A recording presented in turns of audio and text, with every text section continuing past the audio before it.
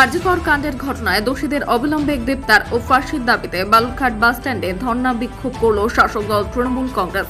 রবিবার দুপুরে বালুরঘাটে টাউন তৃণমূলের তরফে ধর্ণা বিক্ষোভ করা হয়। ধর্ণা বিক্ষোভে উপস্থিত ছিলেন তৃণমূল জেলা সহ সভাপতি সুভাষ টাকি, টাউন সভাপতি প্রতিম রাম মণ্ডল, পুরসভার চেয়ারম্যান অশোক কুমার মিত্র সহ অন্যান্য নেতৃত্বরা। আরজিকর হাসপাতালে ডাক্তারি পড়ুয়ার মৃত্যুর ঘটনায় দোষীদের গ্রেপ্তার ও ফাঁসির দাবিতে গতকাল বালুরঘাটে বিক্ষোভ মিছিলে বের হয় তৃণমূল কংগ্রেস। তৃণমূলের দাবি, ঘটনার তদন্তভার নিয়েছে সিবিআইকে দ্রুত দোষীদের গ্রেপ্তার করতে হবে। তৃণমূলের পক্ষ থেকে দোষীদের ফাঁসির দাবি জানানো হয়। ভারতীয় তৃণমূল কংগ্রেসের সভানেত্রী মমতা বন্দ্যোপাধ্যায় সমগ্র শহর এবং ব্লকে মিছিল করেছি। আমরা তৃণমূল কংগ্রেসের তরফ থেকে আজকে ধর্ণা বিক্ষোভ চলছে।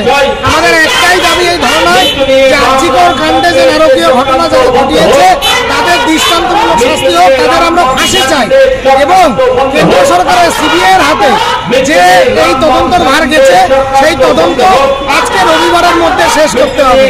এই নির্যাতিতার উপর যারা অত্যাচার করেছে, যাদের মৃত্যুর মুখে ঠেলে দিয়েছে, তাদের ফাঁসির দাবিতে এবং রবিবারের মধ্যে সিবিআই তদন্ত শেষ করতে হবে।